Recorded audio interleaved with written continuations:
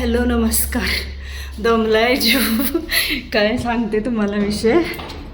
आमच्या इथं ना एका प्लॉटवरती खूप घाण झालेली आणि ते काढायचं चाललं आहे. आणि तिथं कुत्र्याची पिल्ली होती, म्हणजे व्यालेली कुत्री होती. 1-2-3 दिवसापूर्वीच ना पिल्ल्यांचा मला पण आवाज येतोय. आणि तर ते खोदकाम चाललं आहे आणि तिथं त्या ढिगाऱ्याखाली ना ती 2 पिल्ली अडकलेली आणि ती कुत्री पण तिथं त्या मशीनच्या जवळ सारखी यायला लागली. आणि आत्ता यशस्वीरित्या ती कुत्र्याची पिल्ली काढलेली आहे.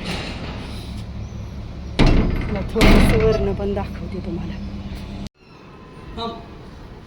अहो काढलं तिने. एक पिल्लं आहे तिथं. नाही चावत ती. कसं चावल. अय्यो किती छोटे आहे. Oh my God. ते केळीवाल्याला बोलवता काय. हा अहो निघले. छान आहे. बारकं पिल्लं आहे. वाव किती छान. मस्तच. केवढं छोटं आहे बाळ ते. अहो तुम्ही मला 2 दिवस झाला आवाज ऐकू येतोय. पाप ग बाई बिचारा. अजून एक आहे बरं का. हा एक सुरक्षित निघलं. अजून एक आहे. आणि एवढं ही 2 पिल्ली सुरक्षितरित्या बाहेर काढलेली आहेत आणि कोणतीही इजा झाली नाही. आणि आता हे इथं ना बाहेर काढलेली पिल्ली इथं ठेवलेली. तर ही कुत्री आहे ती सुरक्षित ठिकाणी, म्हणजे तिनं ज्या ठिकाणी ठेवलेली पिल्ली तर या कोपऱ्याला इथं ती आणून ठेवत आहे. बघा थोड्या वेळानं.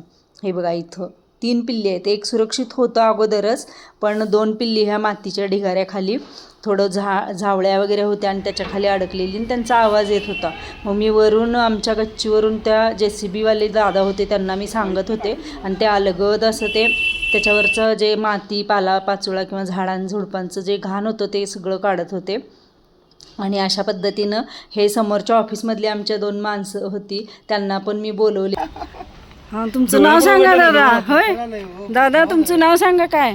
सागर कांबळे हो. आणि छान असे या 2 पिल्लांना तर जीवदान मिळाले.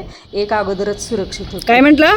समाधान तर झालं ते. हो मस्तच जीवदान मिळालं त्यांना. अशा पद्धतीनं 3 पिल्लं होती तर 3 पिल्लांना जीवदान मिळाले. ना आवाज ऐकून थोडीशी मी पण त्यांना मदत केली. भारी वाटते.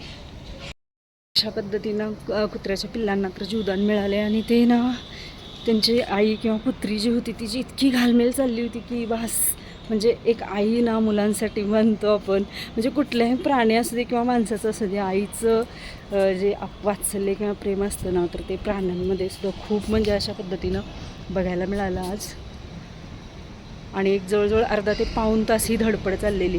JCBचं ते मशीन आणि ते उकरायचं वगैरे अगदी बारीक असा आवाज येत होता. त्यामुळं मी वरती आलेली गच्चीवरती, कारण मला 2 दिवसापूर्वी कुत्र्यांचा असा बारीक आवाज येत होता रात्री वगैरे ओरडलेला.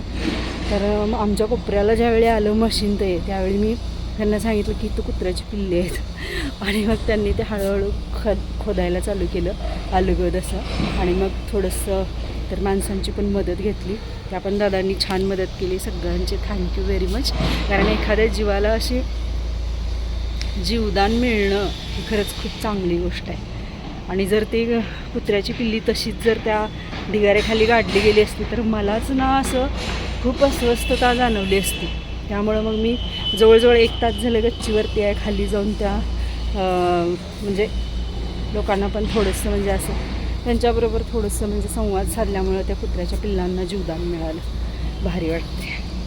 तर असा होता आजचा व्हिडिओ. कसा वाटला नक्की कमेंट करून सांगा. नवीन असाल चॅनलवर तर लाईक शेअर आणि सबस्क्राईब केलं नसेल तर सबस्क्राईब करा. चला भेटूया एका छानशा व्हिडिओमध्ये.